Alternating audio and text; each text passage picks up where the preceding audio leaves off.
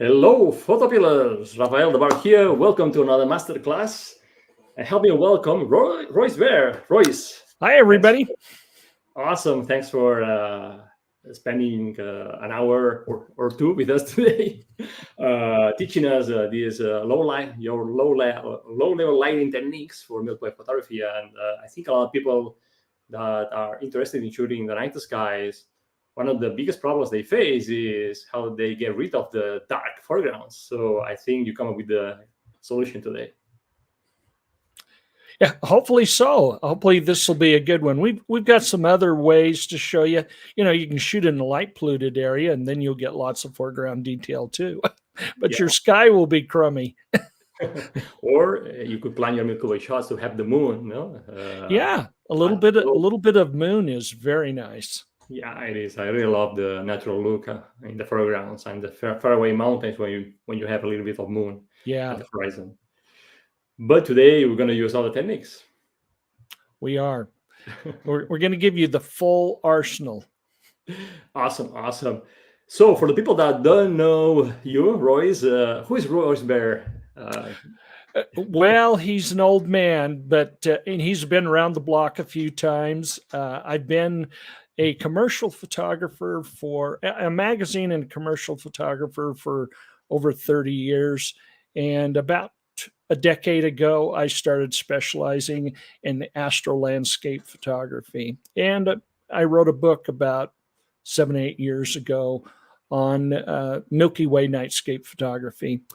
And I have several children. I have a wife. I have no dog, no cat, though. And you teach workshops, and you do a lot of stuff. And I just came off of a workshop in remote Utah. It's in a very remote area, nice dark skies, but we had a lot of rain. It happens sometimes. Yeah, sometimes it happens. And thanks a lot for writing that book, because actually we bought it and we apply it in our Milky Way shots. We use your lower level techniques to get the foreground properly exposed and get the shot in one single exposure. So Anthony Clare, the photographer of the team, is really happy with your book. So thank you for. Well, thank you. I appreciate you doing that. You know, with a lot of people, it's getting so nightscapes now, it becomes almost an engineering project.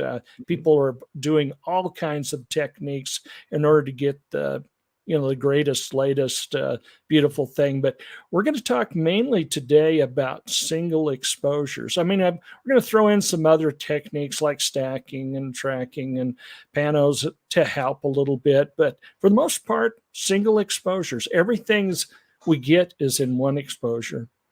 Awesome. I can wait. By the way, people, if you have questions, please leave your questions in the chat, because as always, we have the great Sandra Vallaure with us, and she will be collecting your questions, and hopefully I'll be asking Royce to answer them throughout the presentation. So feel free to post your questions in the chat. And Royce, are you ready? I am ready. I think I'm ready. I'm surprised that you don't have bags under your eyes. I think you only got a few hours of sleep last night. A lot of people don't know that Raphael has a new baby boy. It's only, what, 2 months old? 2 months and a half, little Daniel. And this is really, he likes partying at night. So, yeah, big change. I'm considering to buy a camera and become an astrophotographer after Daniel. Cool. Awesome. Okay. Well, I'm ready if you're ready. Let me just share my screen. Go for it. Kick off the presentation, and I'll share it. Okay, here we go. Can you see the screen? Yes, we see your slides now. Okay, so you see that butte in front of you with the starry night sky, right? Yeah. Okay. We are going forward. So my presentation today is on improving nightscapes through subtle low-level lighting. We're not going to talk just about low-level lighting, but the subtle use of it. So what do I mean by subtle low-level lighting? Well, the picture on the left is a single exposure. I think it was 25 seconds. It's in a dark sky area. in Capitol Reef National Park in the Utah, United States. It's in the Upper Cathedral Valley. It's a Bortle 1 sky area. So when you expose for the sky, you get a black silhouette on the foreground because there's no light pollution there. So the image on the right is a single exposure also, same exposure, only we've used my low-level lighting. So that's not really subtle, is it? It's kind of dramatic. And some people may say, well, it's dramatic, but it looks a little artificial. So on the left is that 20-second exposure. I was wrong. It's 20 seconds, not 25. And in the middle, you'll see a 80-second exposure. I've used that to get more detail in the foreground. So 4 times the exposure of the left. It washes out the sky, but we're only going to use the bottom portion, the foreground portion, and we're going to combine that, blend it in Photoshop layers to get the image on the right. So makes for a beautiful picture. The starlight blended images are considered more natural, but they lack a little bit of drama. So here's what I'm doing now. So the single exposure with low-level lighting on the left, the blended exposure on the right, in the center. We combine those two. We blend it again to get the image on the right, plus a little post-processing to make the sky a little bit more dramatic, and we get the best of both worlds. Mm-hmm. So this image that I took right here was the first person to photograph this was Solomon Carvalho. He was on the 5th Fremont expedition in 1854. They were there in January. There was snow on the ground. They were freezing and starving. That picture was later used in a publication. They made an engraving of that. The Park Service in Capitol Reef, the rangers, in 1991 were able to match up that daguerreotype, that engraving from the daguerreotype, to what the local ranchers called Mom, Pop, and Henry spires. And so this has been a very recent thing. White people, non-natives, didn't even know about this until 1854, and people in general didn't know where this place was until 1991.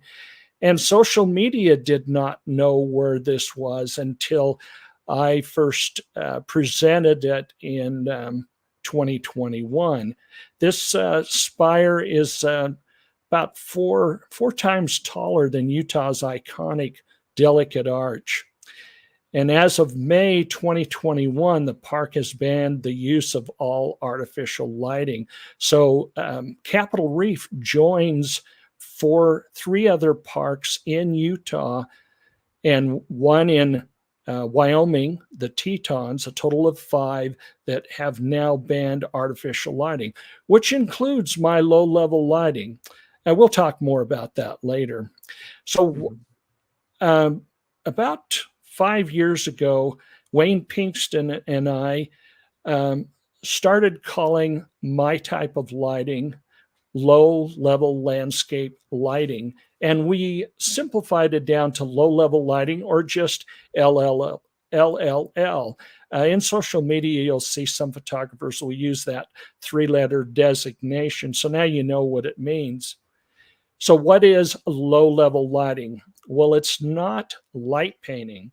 It's not moving and momentary, which you use in light painting. It's a form of stationary lighting on a light stand, a tripod, or lying on the ground. It's constantly on during all the camera exposures, making it ideal for stacking, panoramas, time-lapse, and group settings. It's a low level of brightness on the foreground surface that's less than or equal to the light from a quarter moon. So this is very dim lighting. You can learn more at our free public service website, lowlevellighting.org. By the way, this video will be up for review on YouTube. And if we go too fast, just forward and back and stop the play and, capture the screen for more information. So there's a picture of Wayne Pinkston. He was one of my early Nightscape workshop students. That's some of his photography. And he and I got together to form our public service website. So how does this compare with light painting, which is handheld focused flashlight? So although the camera exposures are similar, in light painting, each surface is momentarily receiving about 40 times more intensity, and that's reflecting back into your eyes. There are pros and cons to light painting versus low-level lighting. Well, the pro for light painting is that it's very efficient, convenient, and portable. There's no setup required. And the cons, though, is that it produces more light pollution because it's very intense and concentrated. It's more invasive to your night vision. But the biggest problem I see is inconsistency. Try to do light painting over, the same way more than once. It's pretty hard to do. It's not very good for group setting situations and the time lapse and other things. So 40 years ago, I was doing light painting using strobes and flash bulbs. Yeah, each one of those flash bulbs is $15 a pop.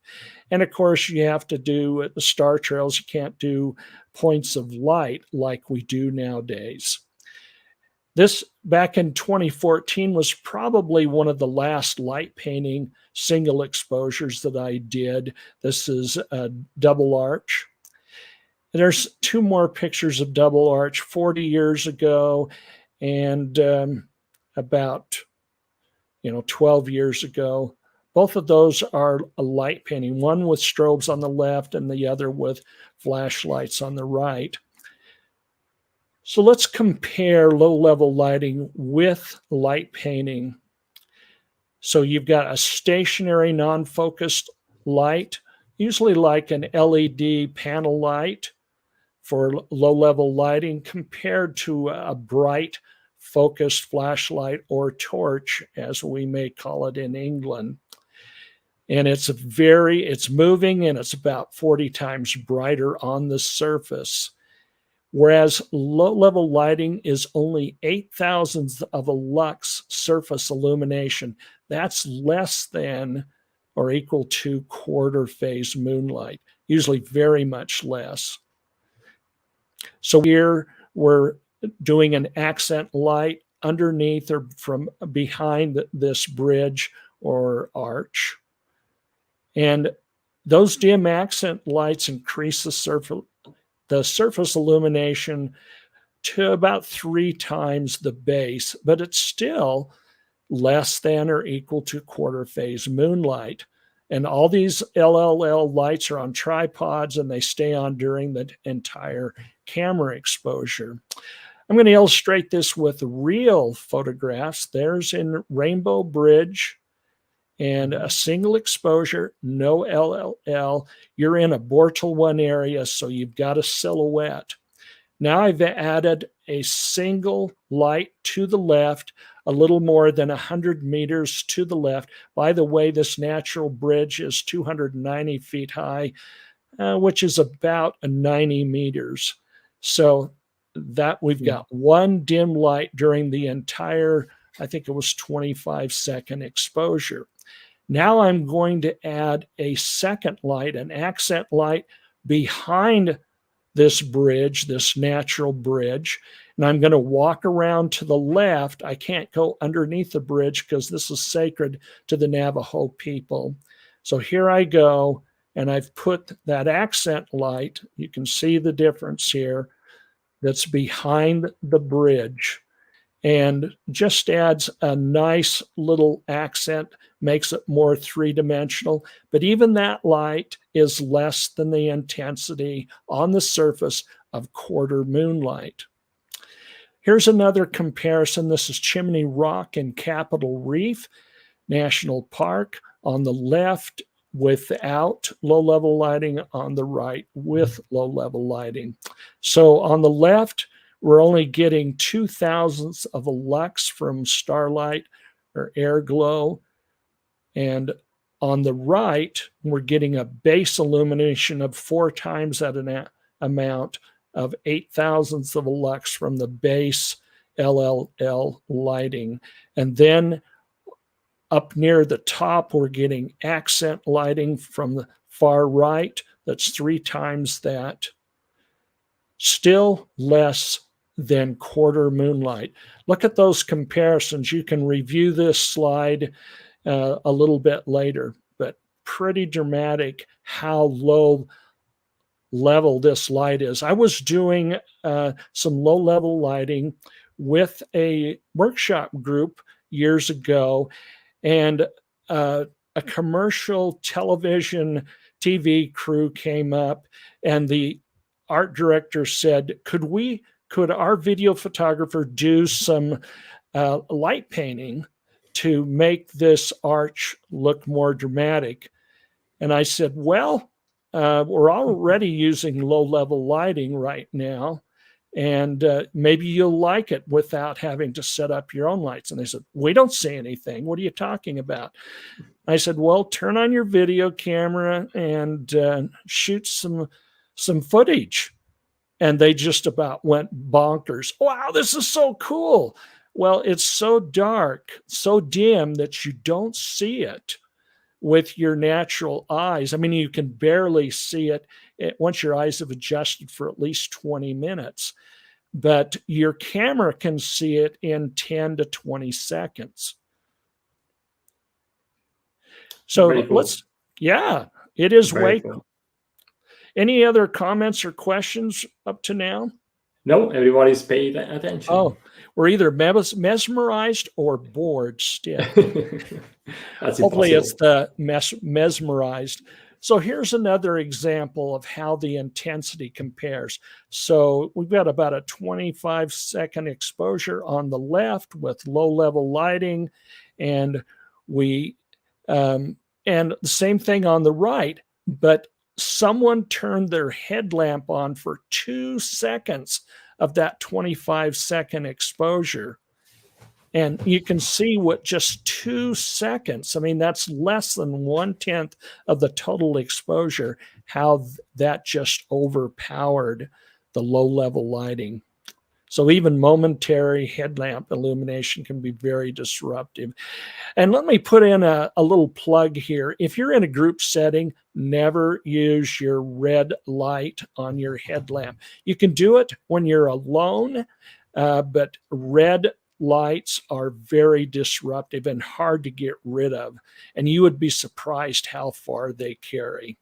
So use your iPhone or your camera phone and dim that down to, if you want to change lenses on your camera or check your settings, or memorize all the buttons on your camera before you go out. And that would be much better. Here's another illustration of how low-level lighting compares. So single exposure, about 20 seconds on the left without LLL, and no low-level lighting in the middle one either. We've got an exposure blend, a starlight blend. And a lot of people think that's very natural. And it is very natural. It looks very natural. I like it, but it's also a little boring to me. I like the one on the right, which is a single exposure with LLL. So those lights are on during the whole time of the exposure, and everybody can get the shot, okay, in your group. How far away are the lights in this case? Yeah, the key light on the right is about 3 meters away. Yeah, it's quite a ways away. And then the other lights that are filling from the left are about 1.5 meters away. 1.5 miles, or Excuse me, kilometer. I mean, the image on the right is 300 meters away, and the okay, one on the left is 150 meters away. okay. So sorry for that mix up. My brain has a rough time doing meters some days. So there's a full screen view, and some may think, well, that still looks artificial. Well, to me, it looks like, accented moonlight. And then if you want to make that more natural, you can use that 2-exposure blend on the left with the LLL and get that subtle blend of both on the right.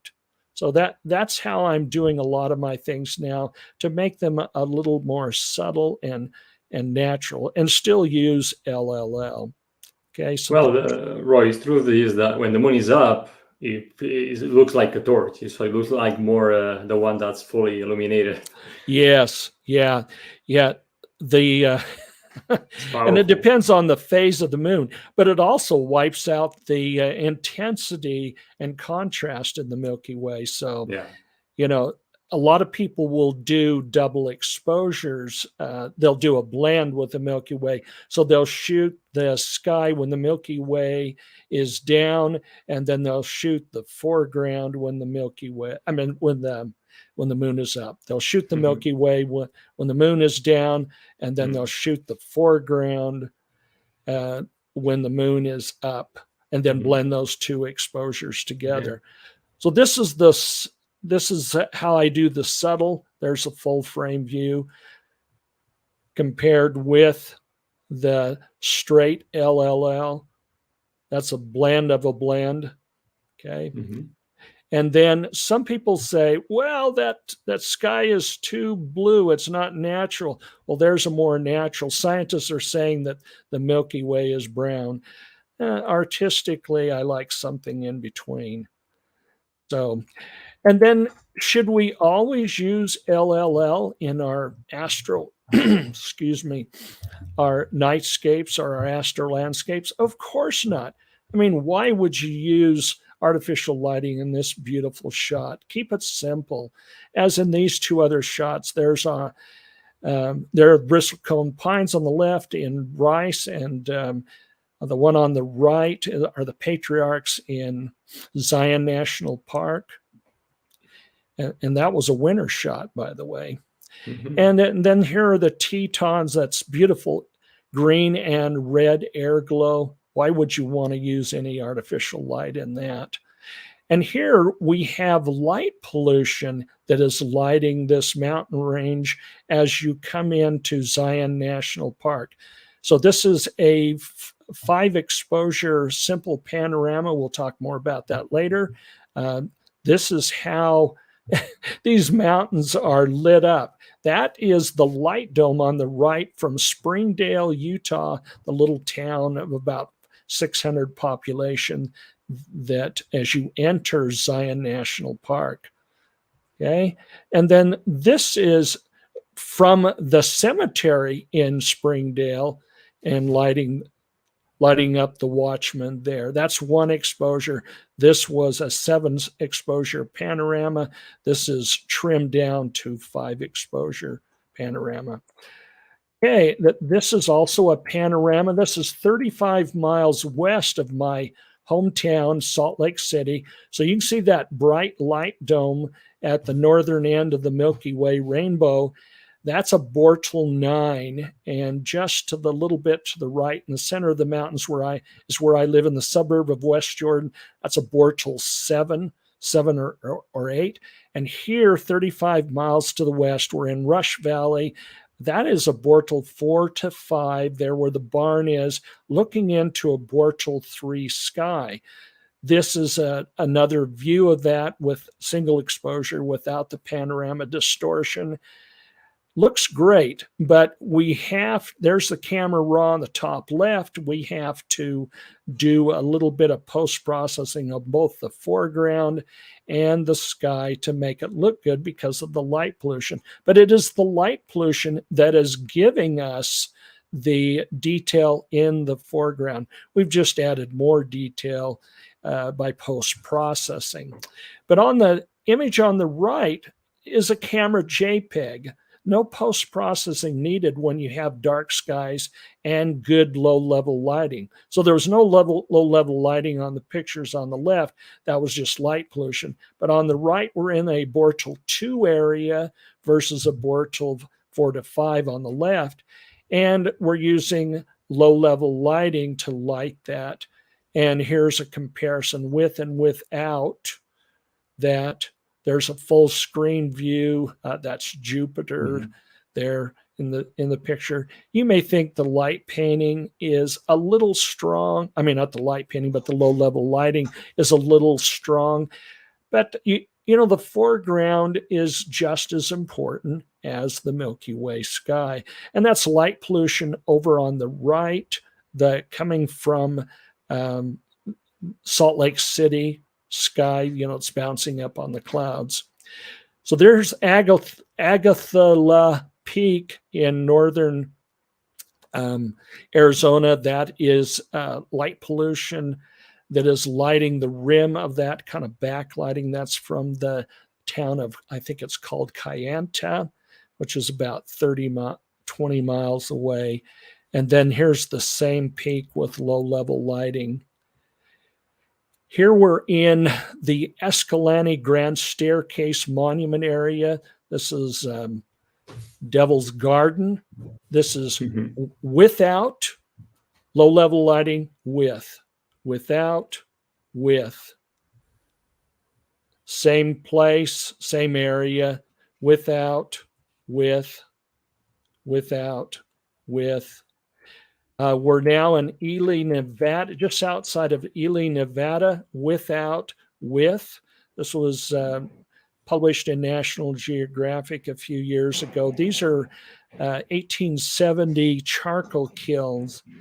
So I lit that with one base light coming from about 100, let's see, I think it was 150 meters from the right, you know, a panel light. And then there are omnidirectional camp lights with filters on in each one of those kill cones.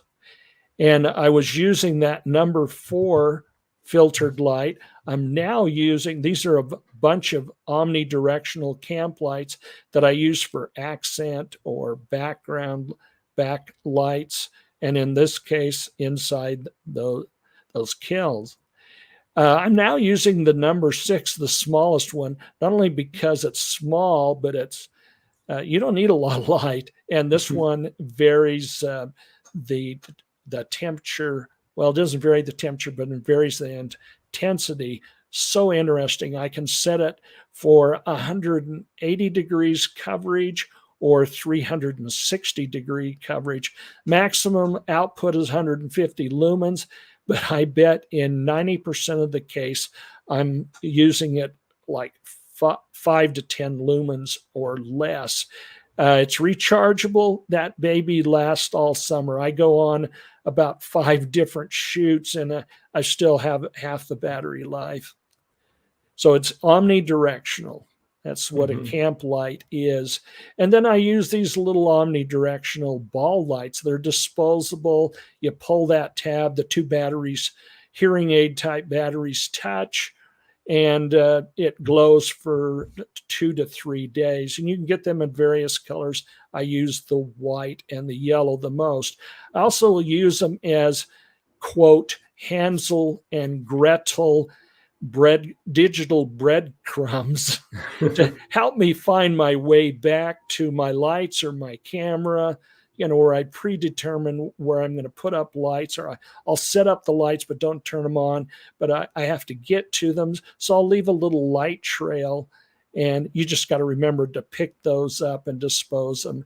So here's an example of how I use some of those omnidirectional lights. I'll put them on a string or a rope and lower them down. These are potholes in the Escalante area. Wayne Pinkston took that picture on the right. Probably a little too bright there. I should have changed that. But the most common use for them is lowering them maybe about 50 feet, about 15 meters on a string, with a filter on them underneath an arch like that. This is Mesa Arch, and that's a filtered camp light on a string underneath, and then a regular base LED coming from the right. That was shot in the spring, I think April. Without. And the lights, the panel lights on the left is what I used to use, and I'm now using the Lume Cube Mini and the regular panel. I think it's called the Go now, but the original was just called the Lume Cube panel, and then they came out with the Panel Mini. I use these mainly between 1 and 10% power.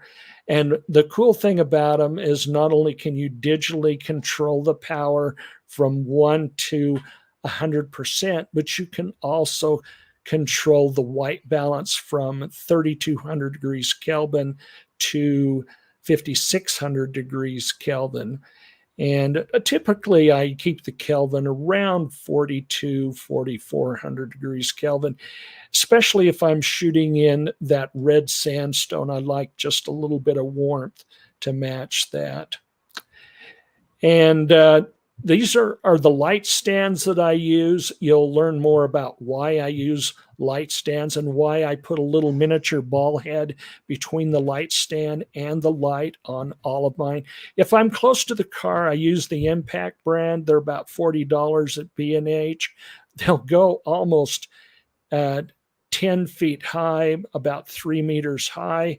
So that's very important to me. When I'm backpacking in, I use the Manfrotto brand and Nano series. The cheaper aluminum ones are, they fold up very nicely, and they have an adjustable third leg for uneven terrain. I like them because they're compact and light. They're about $80 for the aluminum. If you want to pay $200, you can get the carbon fiber, and that really drops the weight. And you can get more information on our light panel review area for some of the lights. And here's some more examples before and after. This is Sunset Arch in the Escalante Grand Staircase area. Royce, artistically, when you set the lights, what are you looking for? If you could go over your idea why you put the lights in those places together. You bet. Yeah.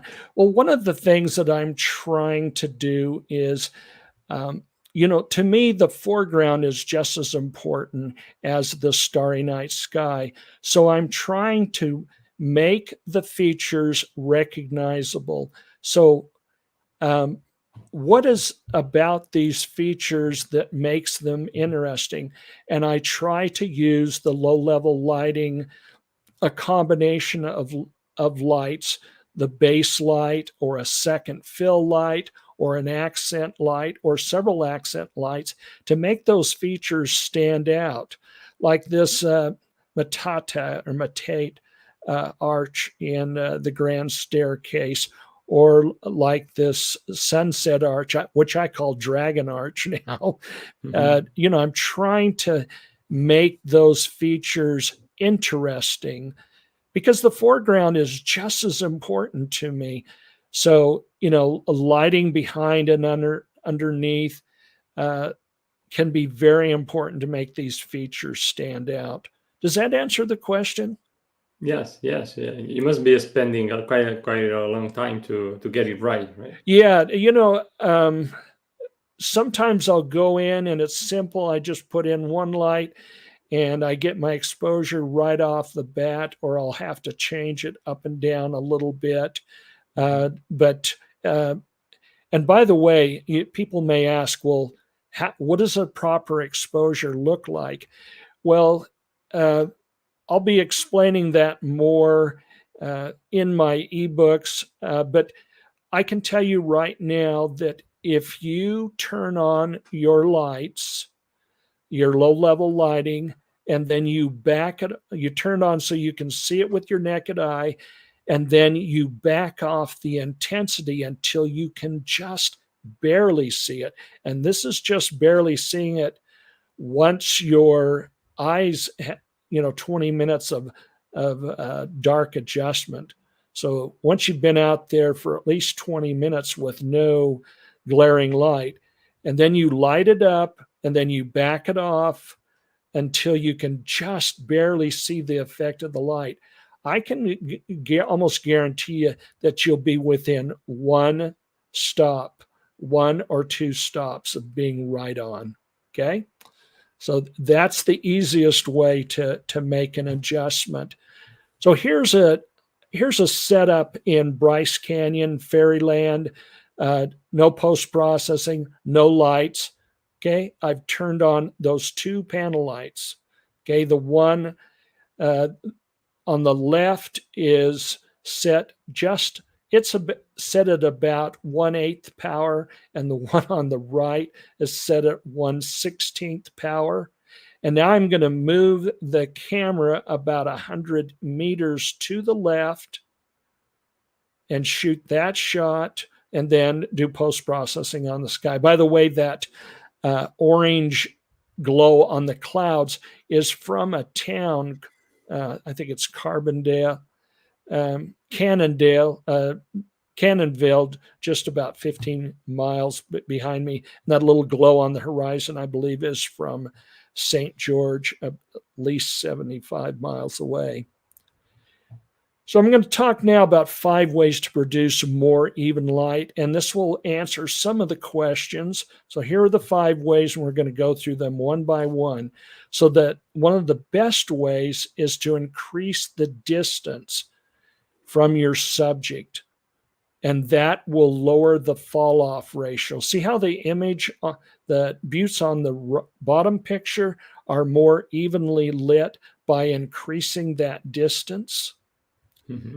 Okay, and another thing, when the foreground area, that area in the middle, is too bright, let's say you're taking a horizontal picture of that object on the right, and you've lit it up, and not only should you increase the distance so that fall off ratio is less, but when it's too bright, sometimes you can scrim it with, find a rock or a berm. See how it evens the foreground light? Okay. So that it's not so hot there.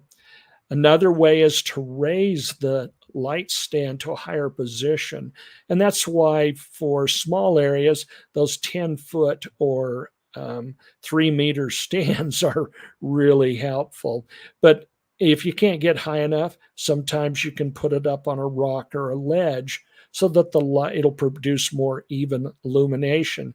Another way is to feather the light. And of course, I do the feathering all the time, even when I can change the position or the distance. And that's why we need that ball head between the light and the stand. So we're using the edge of the light rather than the center. One of the most useful ways is to add a second light as a fill. So here, this little tree in Zion, we've got a light on the left, which is our key light or main light, and then we've done another panel light on the right. That's not an accent light. Both of these are panel lights, but the one on the right is set at 1/4 the intensity so that it acts as a fill. So it's not completely black on the right side. And this is called the little tree in Zion's. And Zion's is one of the latest to not allow any form of artificial light. So you couldn't do that today. Another way is to, here in this one, we've used 2 principles. We'd added a second light on the opposite side for fill at 1/3 the intensity, and we've used the principle of increasing the distance. So 1B and 2B would be where a lot of photographers would place their lights, but that'll burn up the foreground area by increasing the distance to 1 and number 2 for both the key light and the main light. So the key light is number 1. It's set at a higher intensity than number 2, which is the fill light. And on both of them, we've increased the distance. So we've used 2 principles here. And you want to be aware of the direction of light in order to create more natural nightscapes. So on Wayne Pinkston's Wing Hoodoo on the left, he has put that accent, an omnidirectional accent light with an orange filter underneath and behind that winged hoodoo. He's simulating the light that would be coming from the light pollution on the horizon from that distant city. See how natural that looks? And on the right, I've done a similar thing. The light, which is just outside the picture area on the left that is lighting up those 2 buttes, is coming from the same side that the Milky Way is coming from. So if you lit this from the right and you had your Milky Way on the left, you're confusing the viewer. He may not figure this out, but it looks unnatural to him and he doesn't know why. Well, most people don't know why. Photographers would know why, but the average person doesn't know why. They just know that it just doesn't look right. So try to remember those things. Here in White Pocket in northern Arizona, in the Vermilion Cliffs area, we've used the same principle. We've got a main base light coming from about 100 meters to the left, low intensity to give a little bit of definition and shading to that brain rock, we call it. And then there's another light behind the berm and behind the tree, which is backlighting the tree and hitting that distant brain rock on the left, on the back left, near the horizon. So it simulates, that backlight simulates the direction of light coming from the core of the Milky Way. Remember when we said that low-level lighting is constantly on during all the camera exposures, making ideal for stacking panoramas, time lapses and other group settings? Well, it can also be used for star trails, and this works great. There's only one low-level light coming. That's a panel light coming from behind. It's acting as a key light. The foreground light is actually coming from a half moon that was on during the whole thing. So our base light is moonlight, and our accent light is the only thing that's low-level lighting in this 1 hour exposure. Okay. I believe that was a crescent moon, not a half moon. Years ago, when I was doing magazine and stock photography back 25 years ago when I was shooting film, I was going around with my trusty Nikon shooting lots of 35 millimeter.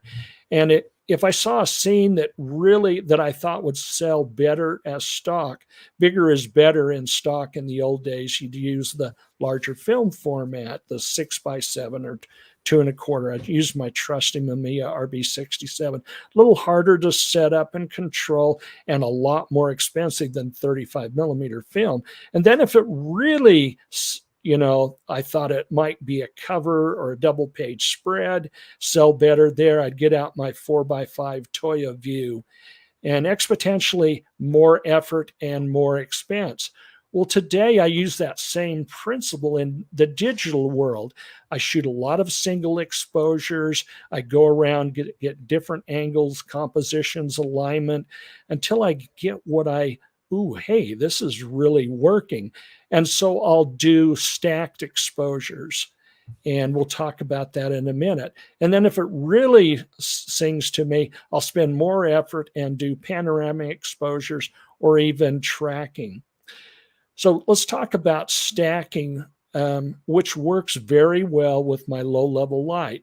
You know, you can do 5, 8, 10, 15, even 20 successive stacked images during that low-level lighting because it's on constantly. And everybody else in your group can do the same thing, and they can move around.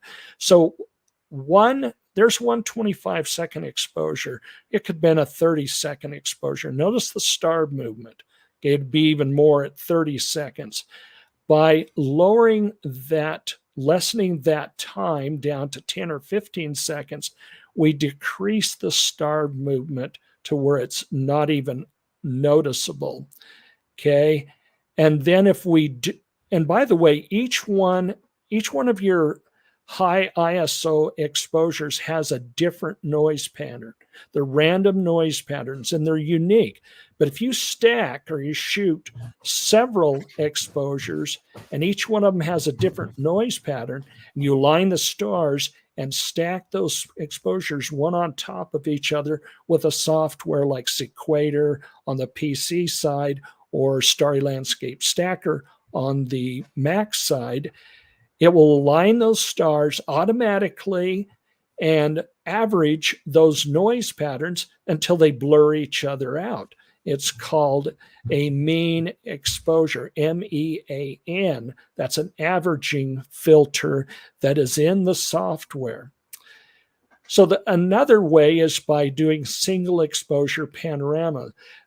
Victor Lima down in South America uses this technique a lot.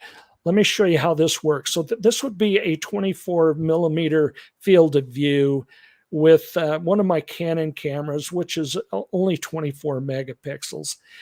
And the reason why I use fairly low megapixels is cameras, it's because the bigger the pixels, the higher the quality, usually the less noise. So they're clean pixels. So when you get cameras that typically are around 50 megapixels, sometimes it works and sometimes it doesn't. But anyway, neither here or there. Let's talk about this field of view. So we've got a 24 millimeter lens on a full frame camera field of view. What if we take a 50 millimeter lens and put it in the portrait or vertical position? Shoot that image on a tripod, rotate the tripod and overlap by 50%, shoot a second exposure, a third, a fourth, and then stitch those together in Lightroom or Photoshop. We now have an image that is the same field of view as a 24 millimeter, only now we have 50% more megapixels.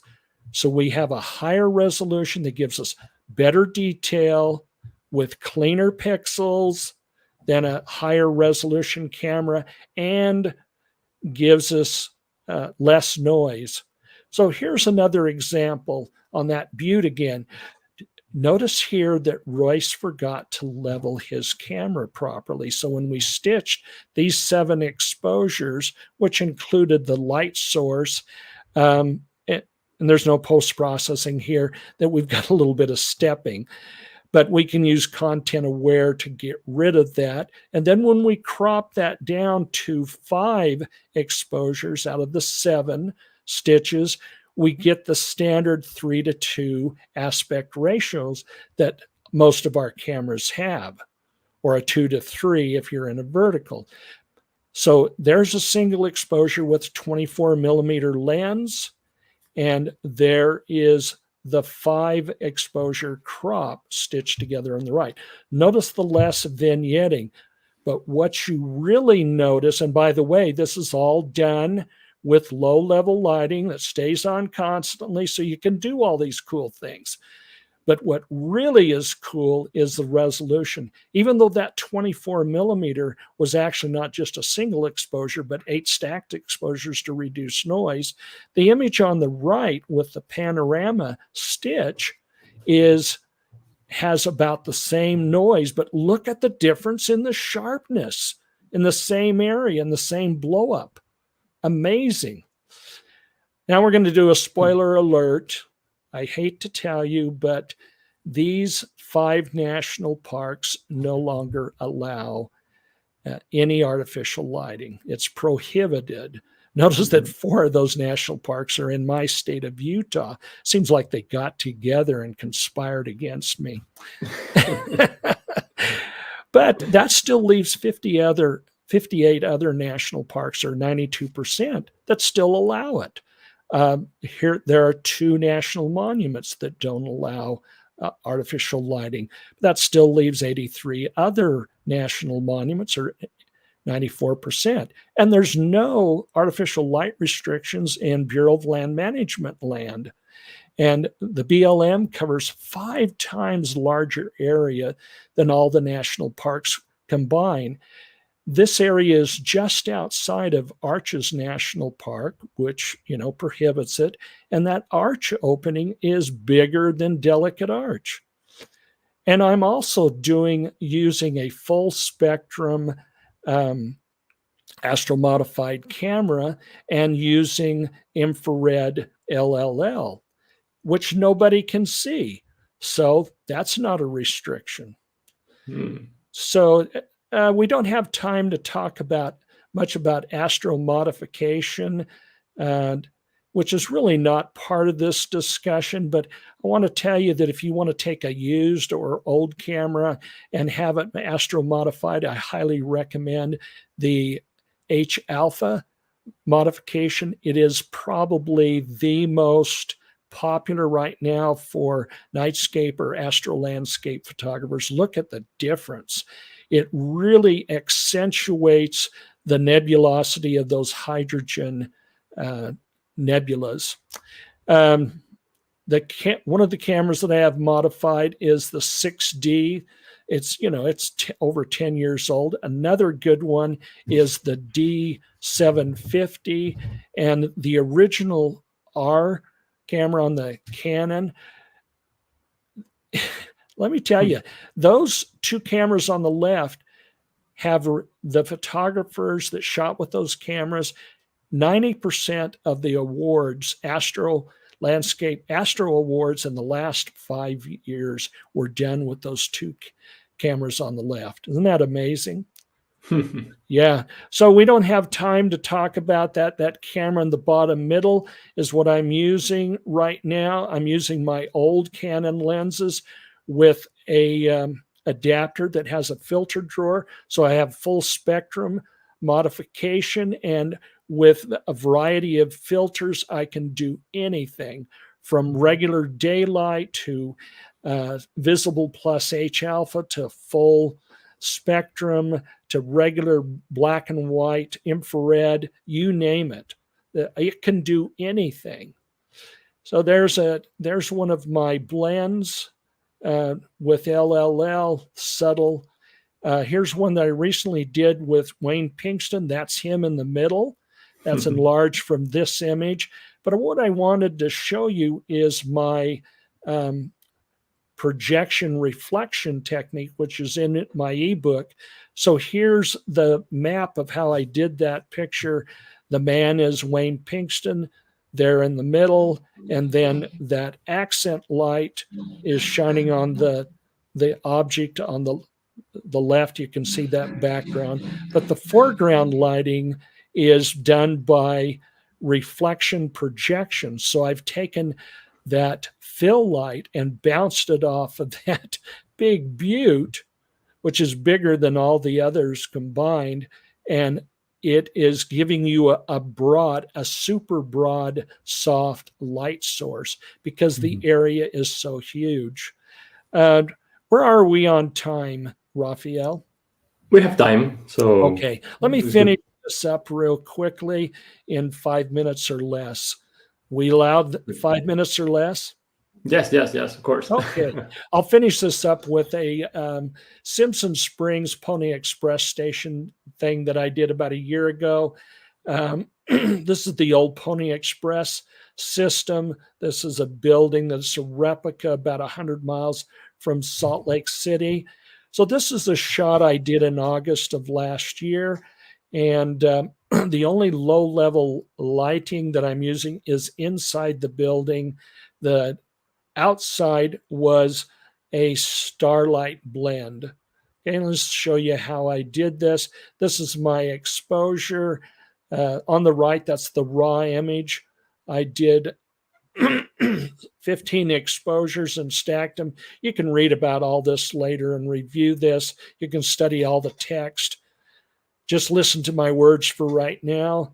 You can, in Windows, you can use Equator if you want. And this is a blow up to show how that the stacking reduced the noise.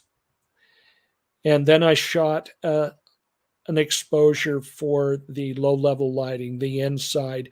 And normally you would use an omnidirectional camp light, but in this case, I used a little Lume Cube mini panel and just bounced it on the ceiling. Okay. So then the next thing was to shoot a starlight exposure for the foreground detail. Make sure the artificial lights are turned off. There was my exposure, and that 120 second exposure washes out the sky, but creates star trails. But we're not going to use the sky. We're only going to use the bottom portion in our blend. Okay. And so the fifth step was to take that original exposure, that stacked exposure, and do an S-curve post-processing. It's in my ebook. That's where 90% of the contrast and color is done in one simple curve. Isn't that amazing? It's very simple. Then our sixth step is to take those two exposures, the sky on the left one, the foreground in the middle one, and blend those in Photoshop layers to give you the image on the right. So there we have that image. Excuse me. And now we're going to combine it with that exposure we took in the beginning of the lighted area. And we just put those in Photoshop layers. The image on the left is our base. The image in the middle is the top, is a layer on top of the background. And we use the lighten mode in layers in Photoshop, and that just magically pops in. Anything above 50% gray intensity will just pop in without changing anything on the base, on the background shot, on the bottom layer. And so there it is. We use the lighten mode. And, you know, we could have done some tracking if we wanted. That's an alternate. Mm-hmm. But amazing what you can get. This is a shot that I did in spring. Here, same thing on this Pony Express, but we didn't use a longer foreground exposure because of the snow. That bounced the starlight up into everything, including the cabin. So we didn't have to use that because of the snow. And in about 30 minutes, the moon and Venus are going to come up, as you can see by this illustration. Mm-hmm. And wow, there it is. So, and that washes out the Milky Way, but what a fun illustration. We don't have time probably to talk about what's real and natural. And how far we should go when we consider, before we consider fake. But the image on the left is single exposure. The image in the middle is 3 exposures, a bracket, 3 exposures blended together to create a wider HDR. Most of you would stop right there. You'd say, hey, that's good enough for me. Look at the detail it brings out in the sky, more shadow detail. But I went further by creating mask and increasing contrast in other areas. There's no exaggeration of vibrance or saturation. The increased contrast or darkening or lightening did all the changes that we're talking about here. And then, of course, I made the lighthouse more neutral in color. So is that fake? Did we go too far? Well, the image on the right is what I had in mind when I originally shot this. So this is the way my photography has merged. So in 40 years ago, that's what I was doing on the right. This is what I'm doing the day in the middle. There is no low level lighting in that picture in the main picture. That is moonlight blended. And there's a shot that I've reverted back to light painting. Everything in that picture is low level lighting with the stars, except for that little trail in the foreground that I held that omnidirectional camp lantern behind me and walked that trail. So that part would be considered light painting. The rest of it is all low level lighting. I'm going to end with this picture. This is in the Palouse Falls in eastern Washington. That's how I did the shot. Those lights are 300 meters away from the subject. There's the camera in red using those two panel lights. The yellow is the indication of where the panel lights were.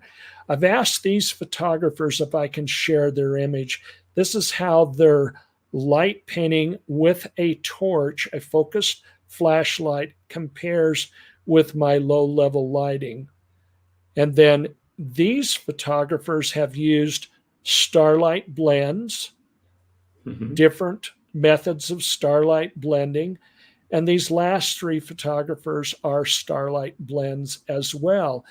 Frankly, I like Eden and Grady's shots better than I do of my own there on the low level lighting one exposure. They've done two exposures, a starlight blend. I think if I was to do my picture over again, I would use a combination of low level lighting and the starlight blend. I think it looks so natural. So there's my ending information, how you can get in contact with me, how you can, my websites, and there's my social media links. Let's have some questions. And Royce, and if somebody wants to download your ebook, they need to go to nightscapesbook.com. Yeah, they can go to nightscapebook.com. And also, and so you can get my old ebook, which is a little out of date, but has a super amount of information in it. There's also a link there that you can go to my Patreon and order my new ebook, which is in the progress of being made over the next 3 to 5 months. It's being serialized. I'm sending out a new chapter every week. And when it's finished, then you get the whole compiled book. But awesome, I think for $10 right now on Patreon, you can get the weekly updates, and then at the end, I'll give you the whole book. Because the whole book, if you order it later, will be about $30, $29.99.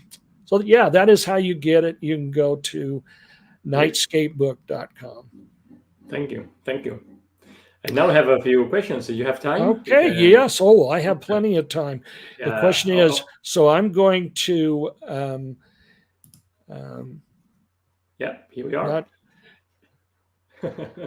So am I stopped sharing my screen, or do I need to...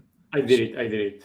So, you did it for me. Thank you very much. Yeah. So here we are, just the two of us. The two of us, alone. Alone again. Alone again, actually, I forgot to mention in the introduction that it was great to have you in Menorca too, in the PhotoPills Can this year. So it's thank you for joining us in our annual meeting there. Thank you. Okay, questions from Amac Media. Do you prefer the warmer orange glow to the colder white light for LLL images? That is a good question. I just got through photographing last week in the Badlands of Utah. This is an area that looks like a moonscape, and there's hardly any plant life, and the soil and rocks are kind of a neutral gray. I don't like using the warmer light in that environment. I like to use more of a neutral or colder light. So closer to daylight or 5,600 degrees Kelvin, or even maybe a little cooler than that. But when I'm around the red rock, the sandstone, I like to use a little warmer light. So if you set your camera on automatic white balance, typically your Kelvin rating is around between 4,000 and 4,400 degrees Kelvin. So I typically set my lights around 4,200 degrees Kelvin. If I want them to be a little warmer than that, then I go maybe down to 4,000 degrees Kelvin. Gives a little bit more yellow orange to the lights, especially for your accent lights. I like those to be a little warmer for the contrast in color. Okay, you think that answered the question? Yeah, super cool. Okay, depends on the foreground and the environment. Yeah, 100%. Okay, then we have another question. How would you use this technique when being at a lake's edge and want to avoid reflections on the water surface? Okay, well, if your lights are behind your camera or way to the right or left of your camera, then you're not going to get any reflections on the water. The only reflections that you're going to get are the objects behind the water, especially the stars. And have you ever noticed that stars and the moon typically produce more of a vertical reflection than a horizontal reflection, or as points of light? If your water is completely still, you'll get points of light reflection, just like you see in the sky. But if your water has any waves or ripple to it during the exposure, you'll get vertical streaks of light. And that's the way it works. And that's why moon, the artists typically have this long reflection on moonlight on the water. There's this band of reflection coming from the moon. So you have a moon on the horizon, and then you have this streak of reflection from the moon. And that's because of the ripple, the wave action of the water. And it does the same things to the stars. It makes them vertical streaks. Okay. Very interesting. Okay, another question from Cesar. When referring to artificial lighting, only includes human mates. Would you be able to use a candle? Well, I think have you shot with candles? Yes, I have shot with candles. I've shot with cigarette lighters, all those type of things. The old-fashioned Coleman gas lanterns, things like that. But let's say, for instance, you have a guy that's out in your picture. You want him to be kind of the foreground subject, and you would like to have a light in his or her hand. A candle really works good, or a cigarette lighter flame really works good. Now, that light, unlike torches or other LED lights, is going to be very warm. Your LED lights, unless they're filtered, are about 8,000 degrees Kelvin. They're very, very blue. Candles and real flames are going to be about 1,700 degrees Kelvin. They're very orange. And to me, that's very pleasant. So, and what's cool about the candles is that is a very low level form of light. one candle power, right? Yeah. So they work very well. So they mix with my other low level lighting very nicely. So yes, go ahead and use those. Nice. Another question from Mike Moyes. How do you deal with doing this when you are at a location where many photographers are there shooting? Oh, Won't people be annoyed that you use the lights? that is such an interesting question. Remember the video photographer and the art director story that I told you, where they wanted to use, their set up their light painting, and I said, "Well, we're actually have already set up lighting." Yeah. I've gone to, would you like to just shoot it and see what you think? So when I was shooting that shot a few years ago of Palouse Falls, there were several photographers doing light painting at the same time. They were doing, the focus flashlights, and their pictures were awful. What can I say? Because it's very stark. And then there were other people that, were trying to time their pictures with that light painting because they wanted to use that. And there are other people that didn't want any light painting.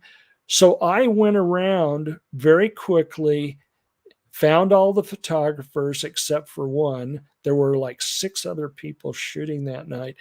And I went to them and I said, I have a low level form of lighting that's on right now. And, set your camera at this exposure, this ISO. And if you're okay with it, that's what we're going to shoot for the next 15-20 minutes. If you don't like it, I'll shut it off. And everybody was in agreement. So So I try to go around if I see other photographers that are going to be shooting. There was once I came upon an arch setup. A guy was doing a time lapse way into the night, and he had already set up his time lapse, and I could see that he was doing it. And so I left my workshop group and I said, stay here. I know this trail well enough. I can walk in without headlamps, but you guys won't do that. It's very dangerous. You might trip and fall. I walked in without headlamps and went up to the couple. They were camped there.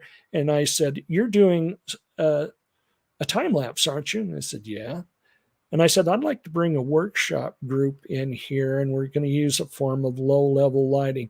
If you don't want us to do that, that's fine.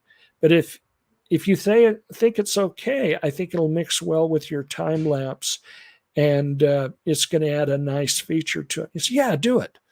Yeah. So we did it.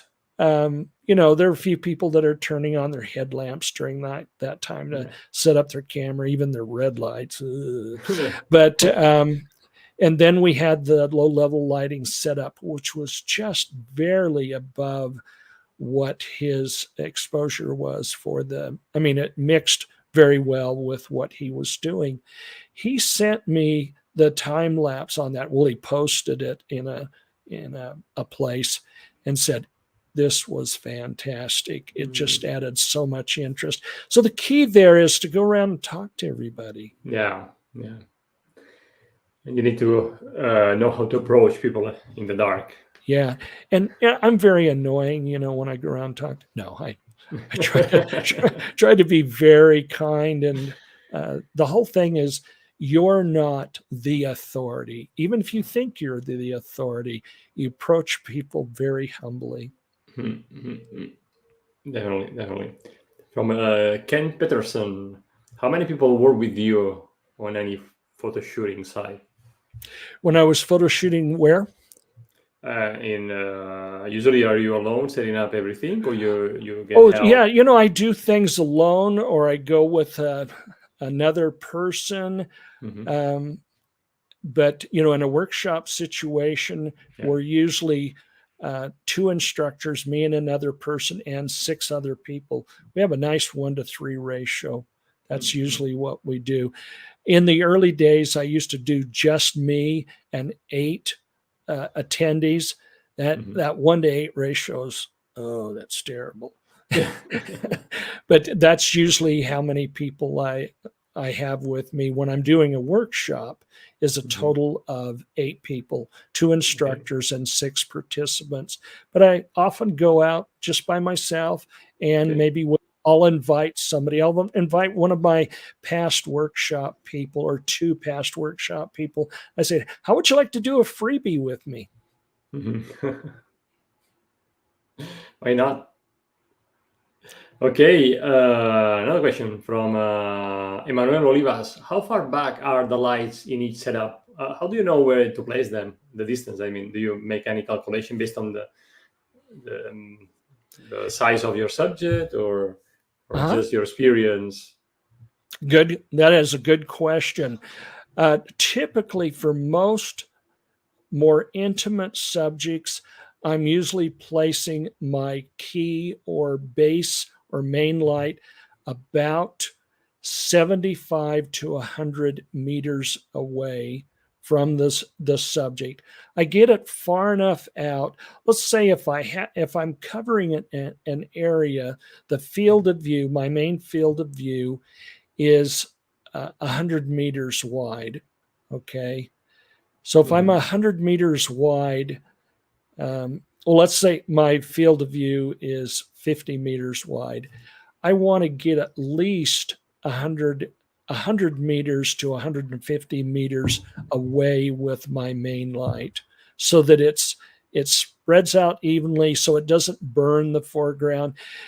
And here's another key thing. You want your light to be at least 30 to 45 to even a 90-degree angle from your camera.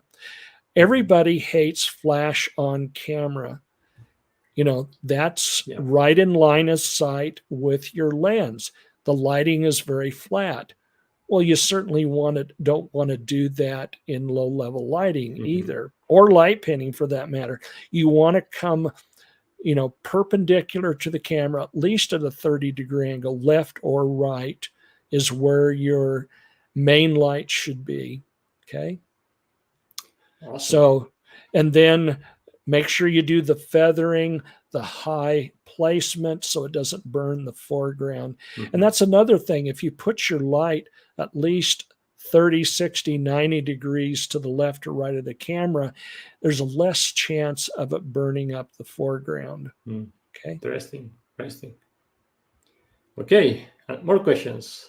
Vanessa Franking, where do you find those breadcrumbs balls? Just look for ball lights. The keywords are ball lights, and search on Amazon. And I'm going to hope to put a link on my lowlevellighting.org within the next few days where you can get them. I don't have a link right now, but if you'll use the keywords ball lights, you should be able to find them. Okay. And the last time I checked, they were about 15 cents a piece. Okay. Very nice. Eugene Louis, will you have any Photoshop videos demonstrating these post-processing techniques, or do you have like a course or tutorials where you show your work? Eugene, I haven't talked to you in a long time. Eugene Louis, right? Eugene Louis. Good man. So do I have any techniques for the lighting or the post-processing? Post-processing. Yeah, I don't on YouTube yet, but I'm hoping to next year to put some post-processing tutorials. And so if you just follow my channel on YouTube, Royce Bair, hopefully you'll see that. There is some post-processing in my ebook, the last 40 pages of my ebook, but I think Eugene has already seen that. But I will have some tutorials, hopefully by the middle of next year. Okay? And Louis is asking also if you're giving workshops again, like the old days. when you were young? When I was young. So I used to do 12 workshops a year. I'm now only doing 2 workshops a year. And when I announce to my alumni that I'm doing a workshop, it usually fills up in about 15 minutes. So, Yeah. So because I'm only doing 2 workshops a year, it's tough It's difficult, for my alumni, because yeah. I'm becoming an old man, and Well, I'm semi-retired, you're still young. Thank you. You did great in It's the all a hikes. state of mind, isn't it? Yeah, everything is in the mind. Yeah. But the legs don't go up and down the hills as Yeah, fast as they used to. I Coming feel down you. is the problem. I feel you. I'm 44 with a kid now, and I aged very, very quickly. Yeah, wait until you hit 70. No, I can't wait. It's gonna be tough. Okay, Rui Teixeira, where can we get information about your workshops? Oh, as I say, I forgot. It's already answered. So Yeah. on the website. Yeah, just to email me at royce.bair@gmail.com. That was on that last slide at my contact, the last 2 slides of my contact information, and say, can you put me on your Please. email list? And I'll let you know about all kinds of things. I do free meetup groups from time to time too. Yeah, that's cool. Yeah. That's cool. We should do meetups too in PhotoPills community. We need to organize that somehow. So much going on. Okay, WP Marion, is it DX format better for night than FX Nikon because of the fewer pixels?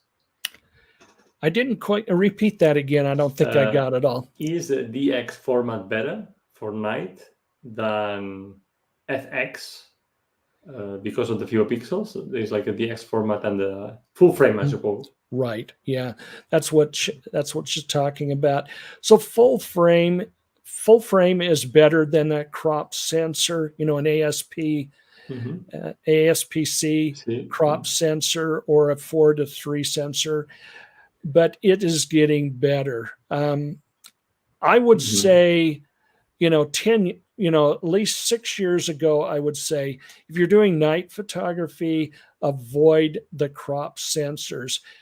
But that is not as important as it used to be. Within the last couple of years, I mean, it's just amazing. So, I mean, your professional video cameras are now 1-inch or crop sensors, and wow, they're getting amazing results. I mean, you're getting 14 stops. Nice. But for the most part, for instance, on the Canon side, I have an R6, which is only a 20 megapixel camera, but it gives me a full stop more dynamic range than the R5, which is about 50 megapixels, close to 50 megapixels. It's about 48 megapixels. So, and let me tell you, with gigapixel on the Topaz AI, I can take 12 megapixel images and make them look like 50 megapixel images. It's just amazing. So one of the best cameras out there is the Sony, A7S in the in the 3 version. I think the Mark III. A lot of people use that for video. That's only a 12 megapixel camera, but that baby can see in the dark. Focusing is one of your keystones. If you don't get your stars in focus, getting an infinity focus, you're dead in the water. I mean, everything you do is, forgetful if you don't get that focus right. Well, that's one of the few cameras that can go to 4009 ISO, 409,000 ISO. You can actually focus with that thing, at that ISO. And it is super clean pixels, super low noise. yeah, it's only 12 megapixels, but with Topaz Labs gigapixel AI, you can enlarge it. Okay. Interesting. Okay, Royce, the last one from Hawkeye. He's using a fast lens, wide open, like an RF 50 millimeters 1.2 beneficial, like 50 mil 1.2. Okay, so the lens he's using is a 50 millimeter f1.2, right? Yes. Okay. And what was the brand on that? It says RF. I suppose it's not the brand. No brand. Okay. Well, let me tell you a little bit about lenses that is very important for night photography. Some of you are aware of this and some of you are not. There's a little thing called coma aberration. Most of your landscape lenses, most of your lenses made for daylight photography don't even worry about coma aberration. Coma aberration is where points of light, especially those near the edges and corners, don't focus as points of light. Of course, points of light being stars is a good example. Those show up as, well, they show up almost like crescent moons rather than points of light or flying saucers. So you've got to make sure your lens is well corrected for that. There are some Sigma lenses and Rokenstock lenses and other brands that have coma aberration correction wide open, and they're incredible. So if your lens, that f1.2 does not have that correction, shooting wide open looks good in the center, but near the edges, they're going to be bad. But here's the thing. If you're doing that pano stitch thing that I talked about, where you're shooting 4 or 5 images with the 50 millimeter lens in the vertical position, you're only using the center of the lens. You're overlapping by 50%. You can get away with it, even with a lens that's not coma corrected. Okay. Nice.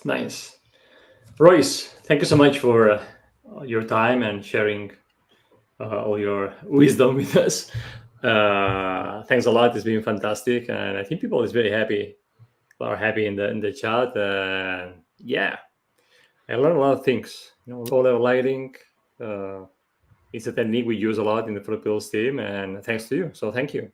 Well, thank you for inviting me. It's just fun to hang out with the Astro crowd. Yes, it's pretty amazing. I remember when we met in Salt Lake City, like I don't know, 7 years ago, 8 years ago. Oh yeah, with Aaron King. Yeah, Aaron King. How is Aaron doing? He's busy. He's doing pretty good. Nice. He's keeping very busy. Yeah, good. Okay, then. Any last words before we say goodbye, Royce? The best tool in your camera bag is not in your camera bag. It's getting out more frequently. The more you get out, the greater chances of success you're going to have.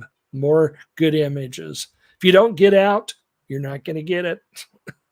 Yeah, totally. So guys, plan your shots, start those shots, Milky Way shots, and go and use Royce techniques to get a nicely lit foreground. And well, thank you so much for spending almost 1 hour and a half with us, Royce. So 1 hour and a half. It's been quite long. Thank you for your time. And as always, if you like this video, give us a like, subscribe, and I'll see you next Wednesday in another video. And remember that you have the power to imagine, plan, and shoot legendary photos. Bye. See you, everybody. See you. Bye. See you soon.